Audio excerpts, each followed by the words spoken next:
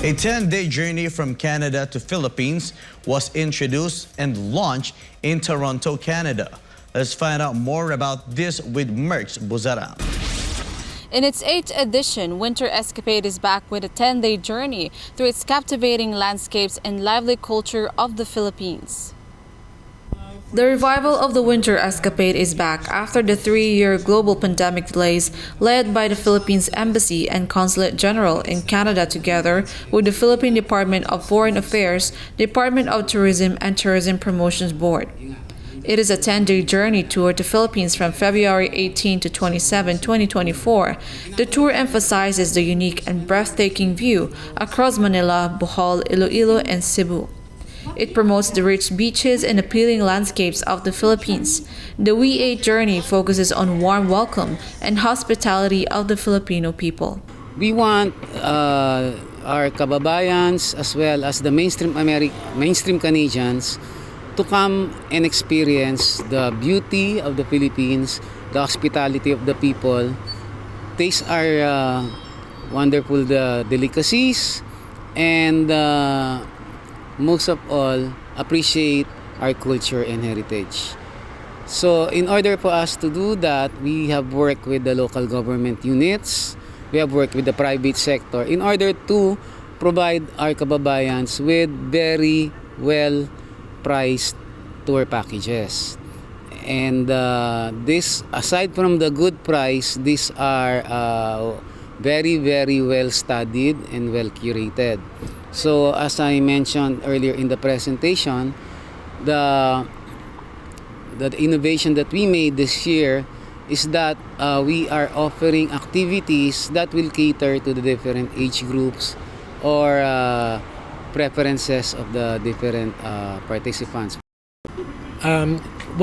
This is an excellent opportunity for our Filipino Canadians that are listening, that if you have plans to visit the Philippines in 2024, take advantage of the Winter Escapade 2024.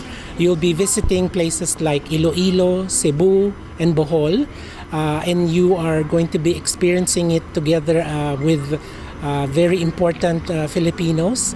The experience would be something that's unique, very different, and I'm sure you will enjoy, and you will also avail of Philippine Airlines special fares for participants of the Winter Escapade.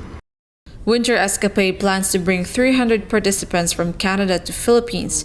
If you want to explore and see the beauty of the Philippines, you can see the itinerary and information about Winter Escapade on their official website on winterescapadeph.com. For my God and my beloved Philippines, this has been Mercx Buzarang, SMNI News, Canada. Philippine President Ferdinand Marcos Jr. thanked the Australian government for supporting the country's maritime claims in the West Philippine Sea during Australian Prime Minister Anthony Albanese's historic visit to Manila. Jane Teniza has the details. Australian Prime Minister Anthony Albanese and Philippine President Ferdinand Marcos Jr. in Malacanang held a joint press statement after signing several bilateral agreements earlier today.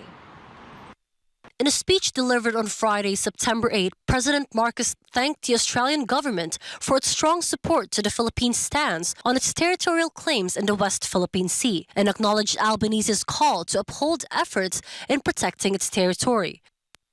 Thanks to you, Mr. Prime Minister, for the strong support that you have made for the Philippines, especially during the past ASEAN conference, where you have made very clear that the claims that are being made upon Philippine maritime territory are not valid and have not been recognized and are not in conjunction or consistent with international law.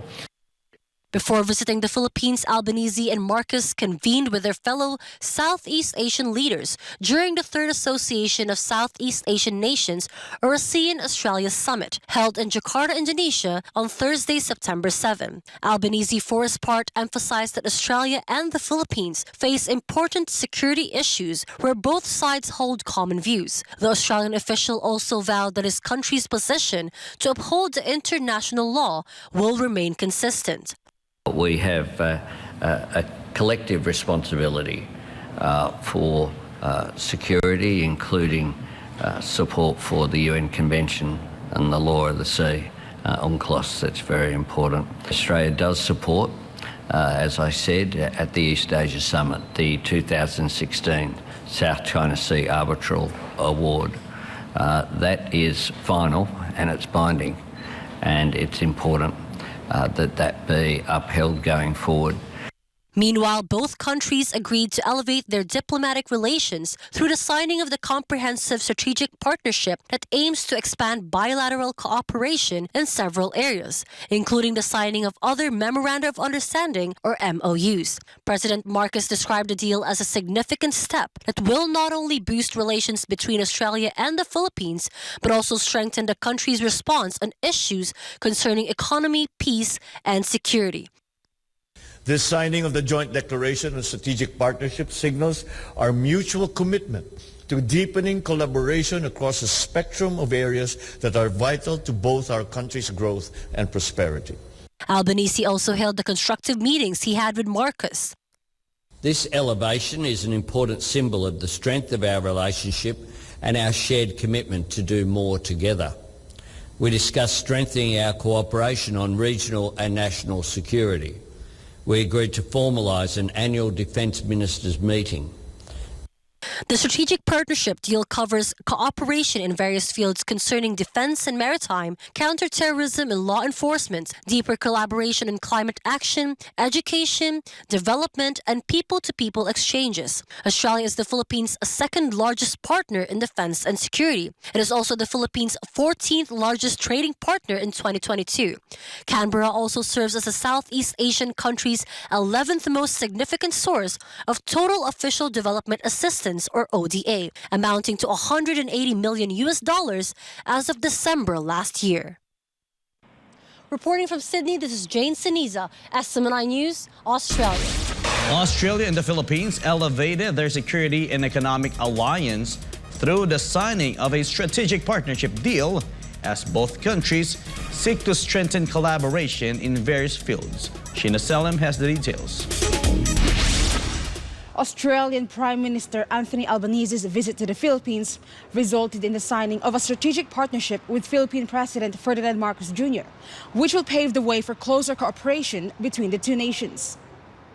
Albanese's visit marks the first time an Australian Prime Minister visited the Philippines in the past 20 years. The strategic partnership deal signed on Friday, September 8, seeks to expand bilateral cooperation in several areas ranging from defense and security, as well as climate change and education. Other initiatives announced during the meeting include the awarding of more than 50 scholarships to Filipinos as a way of encouraging them to study master's and PhD programs in Australia. Both sides also agreed on the re-establishment of a Philippines Institute at the Australian National University and a reciprocal work and holiday visa arrangement for Australians and Filipinos to help young people learn about each country's cultures through tourism. Australia also pledged to contribute $64.5 million as a part of a 5-year program to support peace-building efforts in Mindanao.